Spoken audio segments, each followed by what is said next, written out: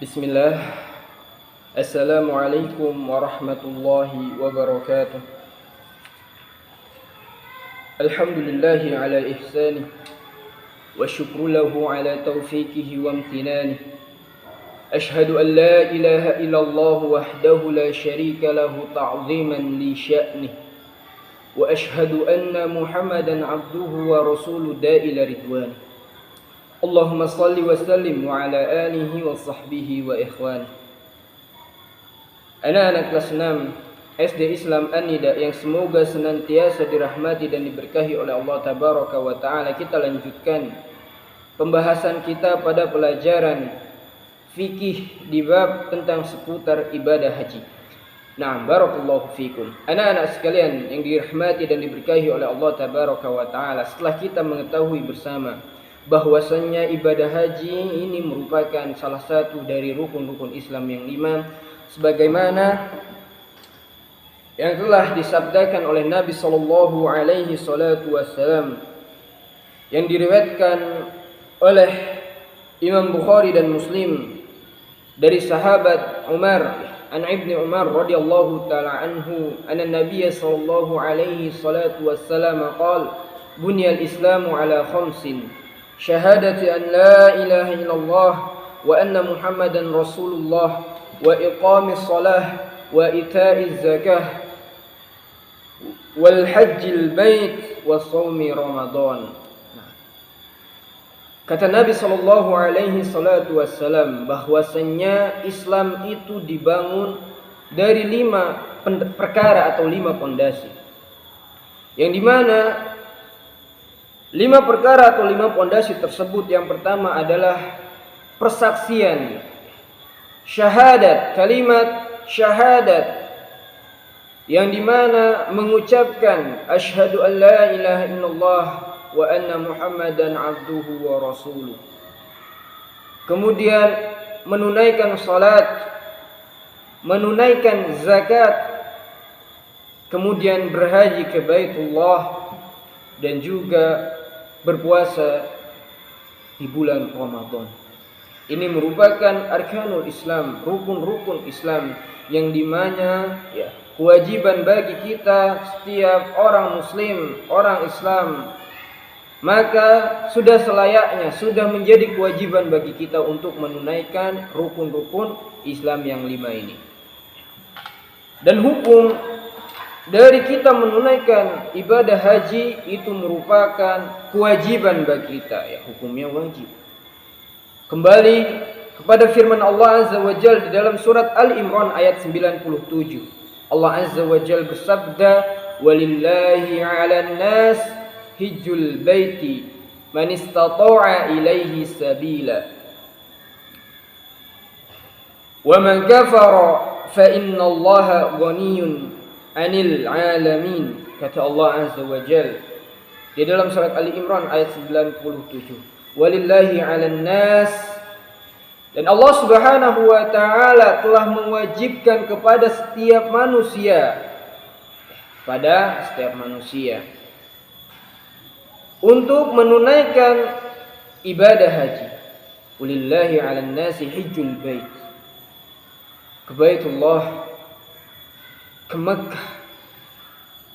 Man istata'a ilaihi sabila, bagi siapa saja yang mampu menempuh jalan tersebut. Wa man kafara, dan barang siapa yang mengingkari akan kewajiban dari menunaikan ibadah haji, fa innallaha ghaniyyun 'anil 'alamin, sesungguhnya Allah Tabaraka wa Ta'ala maha kaya, tidak memerlukan sesuatu dari semesta alam ini, tidak memerlukan sesuatu dari makhluk-makhluknya. Justru kita yang senantiasa butuh kepada Allah Azza wa Jalla. Allahus Samad, Allah tempat segala bergantung seluruh makhluk-makhluknya. Nah, barakallahu fikum. Dan hukum bagi mengingkari kewajiban dari menunaikan ibadah haji ini, maka dia sungguh telah kafir, keluar dari Islam. Dalilnya tadi, wa man kafara fa innallaha ghaniyyun 'anil 'alamin.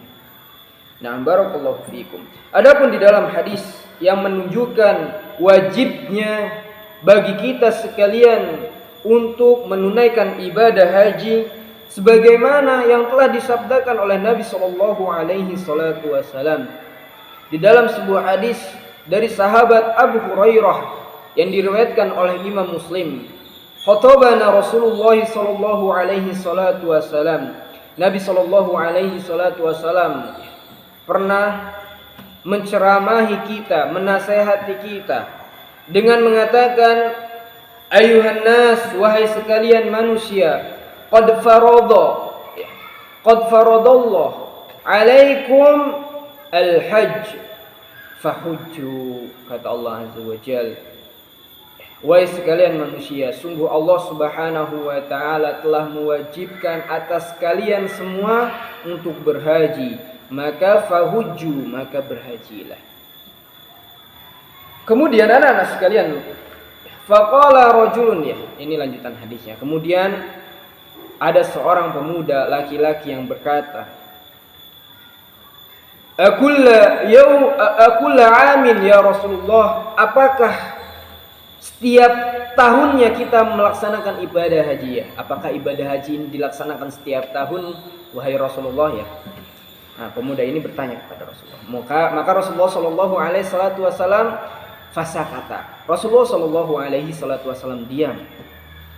Hatta qalaha thalath, sampai pemuda tersebut menanyakan hal yang tadi, akulla amin ya Rasulullah, 3 kali. Apakah hajinya setiap tahun wahai Rasulullah? Faqala Rasulullah, setelah Rasulullah sallallahu alaihi wasallam diam, lau qultu na'am, seandainya aku mengatakan iya, ya, maksudnya haji itu misalkan ada setiap tahunnya, lau wajabat wala mastata'tum, maka niscaya kalian tidak akan mampu. Barakallahu fikum. Nah, telah kita ketahui bersama anak-anak sekalian yang dirahmati dan diberkahi oleh Allah Azza wa Jalla, bahwasanya satu ayat dan satu hadis yang baru saja kita baca bersama ini menunjukkan akan kewajiban dari menunaikan ibadah haji. Adapun kewajiban berapa kali haji dalam seumur hidup, maka jawabannya adalah sekali saja bagi mereka man istata'a ilaihi sabila. Makanya anak-anak sekalian dirahmati dan diberkahi oleh Allah tabaraka wa taala, pada pertemuan sebelumnya telah kita pelajari bersama, telah kita bahas bersama tentang syarat wajibnya haji, ya. Karena di setiap ibadah yang diwajibkan oleh Allah azza wa jalla ini memiliki syarat-syarat yang harus dipenuhi.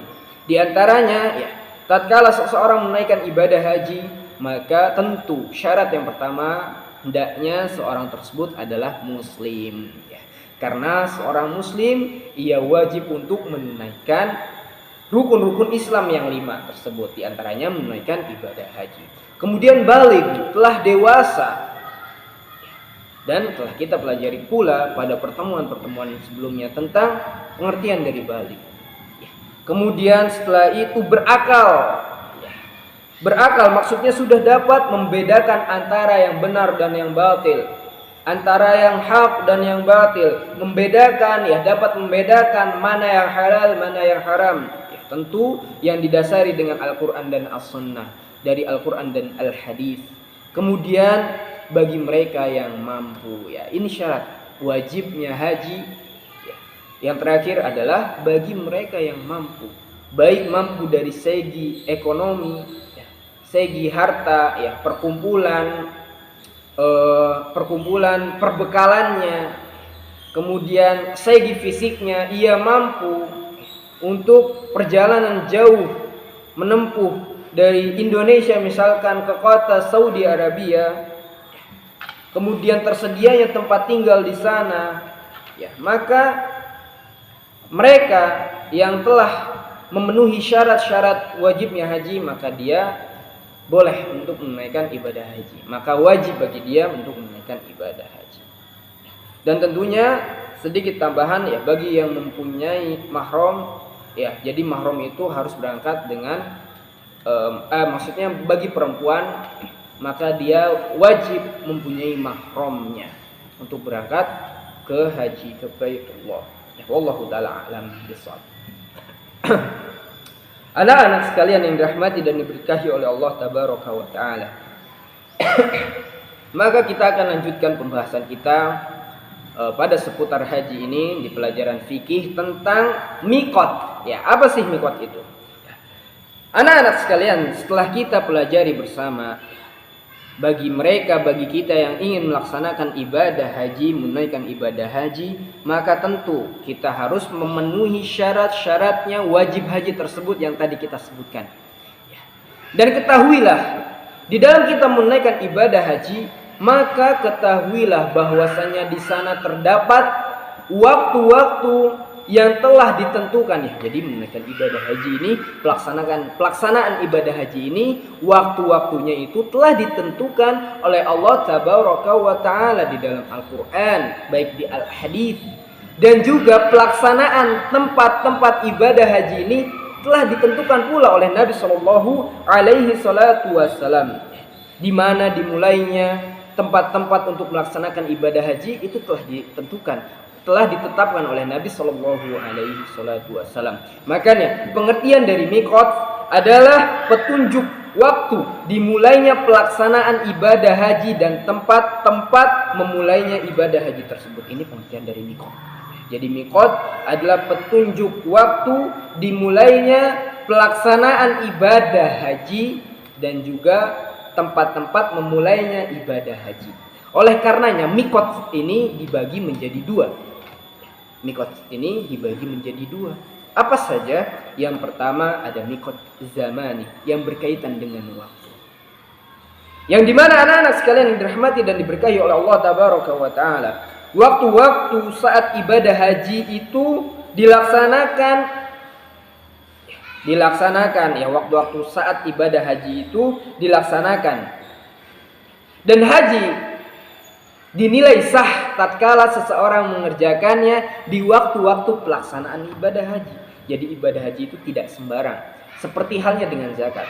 Zakat adalah bagian tertentu yang diberikan kepada orang-orang tertentu dan di waktu-waktu tertentu. Dan Allah Subhanahu wa taala telah menetapkan waktu-waktu tersebut, waktu-waktu bagi pelaksanaan ibadah haji. Pada bulan-bulan yang telah Allah Subhanahu wa taala tetapkan pada hitungan kalender Hijriah. Apa saja bulan tersebut? Yaitu ada bulan Syawal, Zulqa'dah dan Zulhijjah.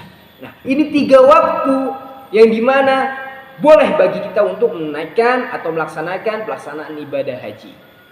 Di waktu-waktu selain 3 waktu tersebut, Syawal, Zulqa'dah, Zulhijjah, maka tidak ada kewajiban atau tidak boleh berhaji pada waktu-waktu yang bukan dari 3 tersebut yang telah Allah Subhanahu wa taala tetapkan. Nah, barakallahu fikum. Ya, adapun miqat yang macam kedua, ada miqat makani.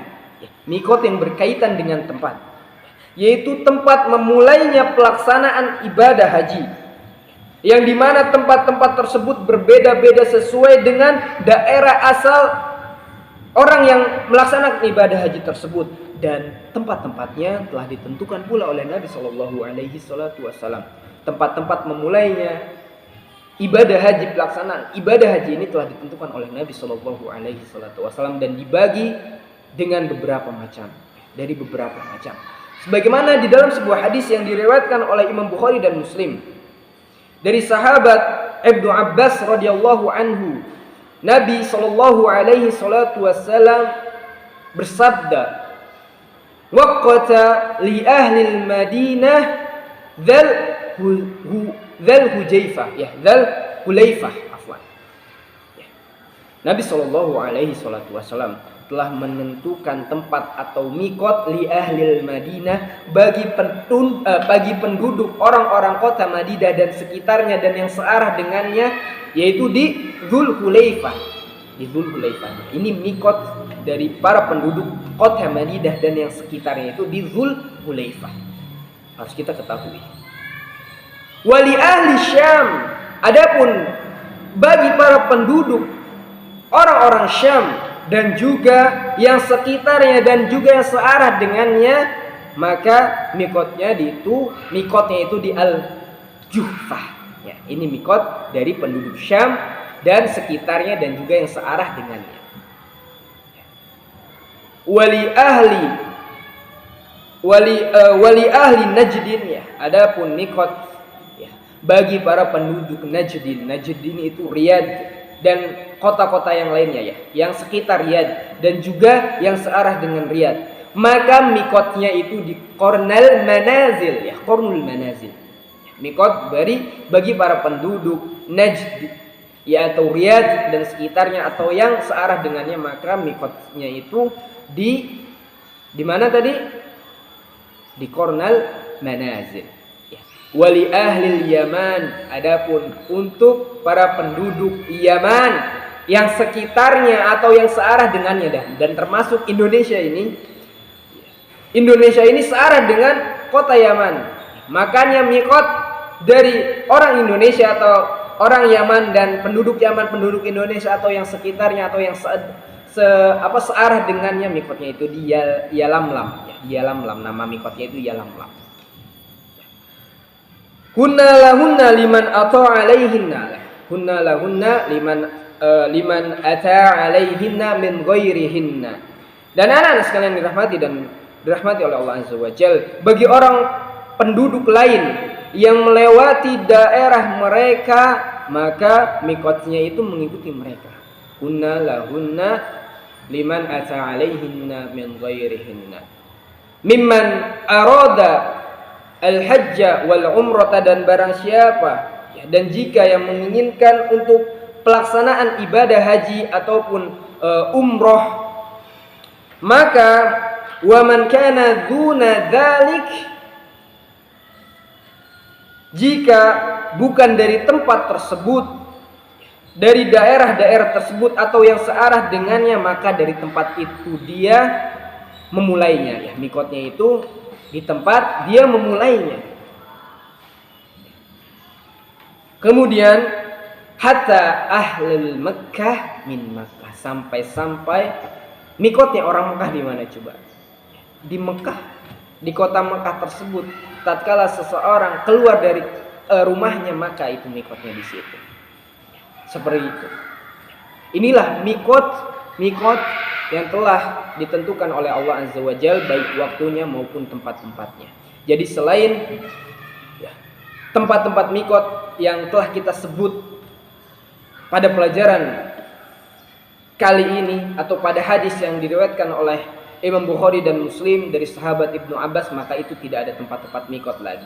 Dan apabila seseorang memulainya bukan pada tempat-tempat mikot yang telah kita tentukan, yang telah kita pelajari, yang telah Nabi Shallallahu Alaihi Wasallam tentukan, maka hajinya itu tidak diterima.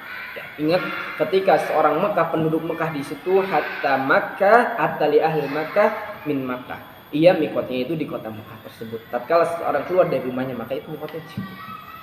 Apabila ia berniat haji di situ, ya misalkan orang Mekah, misalnya kita tinggal di Mekah, menjadi orang yang kerja di Mekah atau menjadi syekh insyaallah, maka ketika kita ingin meniatkan ibadah haji, tentu ibadah haji itu pada waktu-waktu tertentu ya, di Syawal, Zulqa'dah, Zulhijjah, di lain tersebut tidak boleh, di waktu selain tersebut tidak boleh. Maka anak-anak sekalian rahmati dan diberkahi oleh Allah tabaraka wa taala, tatkala kita keluar dari rumah di kota Mekah, maka di setelah mikot memulai haji tersebut, ibadah haji tersebut dimulai. Wallahu taala alam bissawab. Mungkin ini saja yang dapat kami sampaikan pada pertemuan di pagi hari ini. Insyaallah kita akan memulai pelajaran atau pembahasan tentang seputar ibadah haji ini kita lanjutkan pada pertemuan yang akan datang, di minggu yang akan datang, tentang ihram dan rukun-rukun haji. Wallahu taala alam bissawab.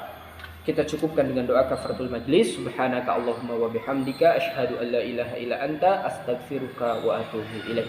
Wassalamualaikum warahmatullahi wabarakatuh.